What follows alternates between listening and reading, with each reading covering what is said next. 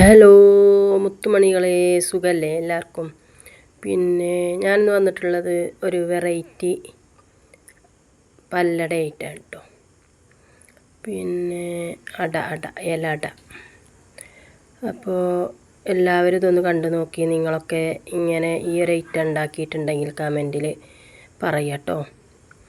ഇതൊരു വെറൈറ്റി അടയാണ്. ഇല അട എല്ലാവരും ഉണ്ടാക്കണത് തന്നെയാണ്, പക്ഷേ ഇതൊരു വെറൈറ്റിയാണ് കേട്ടോ. അപ്പോൾ അതിനായിട്ട് നമ്മൾ പൊടിയൊന്ന് തരിച്ചെടുക്കുക. പത്തിരിപ്പൊടി തരിച്ചെടുത്തിട്ട് അത് വെള്ളത്തിൽ നമ്മളെ പൊടിയുടെ അളവ് ഏത് പാത്രത്തിനാണ് ഒരു പാത്രം പൊടി ഉണ്ടെങ്കിൽ 1.5 പാത്രം വെള്ളം, ആ ഒരളവ് രീതിയിൽ നമ്മൾ പൊടി പച്ചവെള്ളത്തിൽ അതിന് പാകത്തിനുള്ള ഉപ്പിട്ടിട്ട് കലക്കിയെടുക്കുക കേട്ടോ. കലക്കിയെടുത്തതിന് ശേഷം നമ്മൾ അടുപ്പത്ത് വെച്ച് നമ്മൾ ആ പൊടി വേവുന്നത് വരെ ഇളക്കി കൊടുത്ത് പൊടി നല്ല മാവിൻ്റെ രൂപത്തിലാക്കിയിട്ട് എടുക്കുക കേട്ടോ. നമ്മൾ പത്തിരിപ്പൊടിയൊക്കെ വാട്ടിയെടുക്കൂല, അതേപോലത്തെ ഒരു മാവിൻ്റെ രീതിയിൽ വാട്ടിയെടുക്കുക. അപ്പോൾ അത് അവിടെ റെഡി ആയിട്ടുണ്ട് കേട്ടോ. ഇനി നമുക്ക് എന്ത് ചെയ്യാൽക്ക് സ്പെഷ്യലായിട്ടുള്ളൊരു സംഭവമാണ് അരി വറുക്കുക.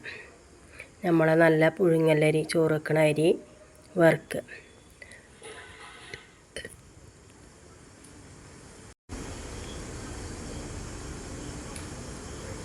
അപ്പോൾ അത് ഏകദേശം വറവായി തുടങ്ങി. അപ്പോൾ ഇനി ഞാൻ അതിലേക്ക് ഇട്ടത് എള്ളാണ് കേട്ടോ. എള്ള്. അപ്പോൾ അരി വറവായിൻ്റെ ശേഷം എള്ളിടാൻ പറ്റുള്ളൂ, എള്ള് വേഗം ആവും. അപ്പോൾ അത് രണ്ടും വറുത്തെടുത്തു കേട്ടോ. ഇനി നമുക്ക് ആ ഒരു മിക്സിയുടെ ജാറിലിട്ടിട്ട് ചൂടാറിയതിന് ശേഷമേ പറ്റുള്ളൂ കേട്ടോ, അതൊന്ന് പൊടിച്ചെടുക്കാം. അപ്പോൾ ഞാനത് പൊടിച്ചെടുത്തു കേട്ടോ. ഇനി നമുക്ക് അതിലേക്ക് വേണ്ട ശർക്കരയാണ്. അതൊന്ന് ഇങ്ങനെ പൊടിച്ചെടുക്കുക. ഞാൻ കത്തി കൊണ്ട് ഇങ്ങനെ ചെറിയ ഇതാക്കി അങ്ങനെ പൊടിച്ചെടുത്തു കേട്ടോ. ഇനി അതിലേക്ക് വേണ്ടത് നമുക്ക് തേങ്ങയാണ്. അതൊന്ന് ചിരകിയെടുക്കുക. അതും ചിരകിയെടുത്തു കേട്ടോ. ഏലക്കായ വേണം, ഏലക്കായ ഒന്ന് പൊടിച്ചെടുക്കുക. അപ്പോൾ ഇനി നമുക്ക് തേങ്ങയും ശർക്കരയും പിന്നെ ആ അരിയും എള്ളും വറുത്ത് പൊടിച്ചതും ഏലക്കായ പൊടിച്ചതും കൂടി ഒന്ന് മിക്സ് ചെയ്യുക കേട്ടോ.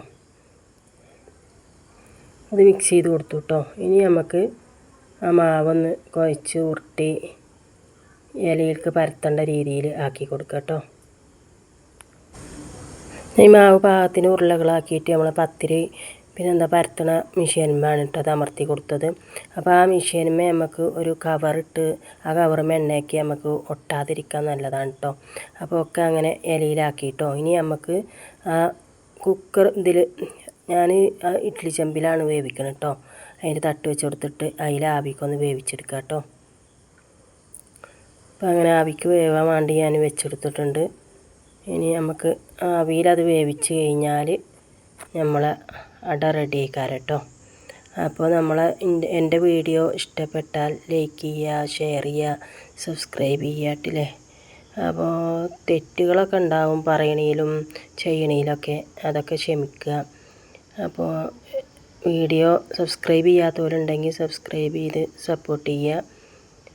അപ്പോൾ കണ്ടില്ലേ, നമ്മളെ അട റെഡി ആയിട്ടുണ്ട് കേട്ടോ. അപ്പോൾ എല്ലാവരും ട്രൈ ചെയ്ത് നോക്കുക. നല്ല ടേസ്റ്റുള്ളൊരു അടയാണ്. ഓക്കെ, അടുത്തൊരു വീഡിയോയുമായി വീണ്ടും വരാം ഇൻഷാ അല്ലാഹ്. Okay, by.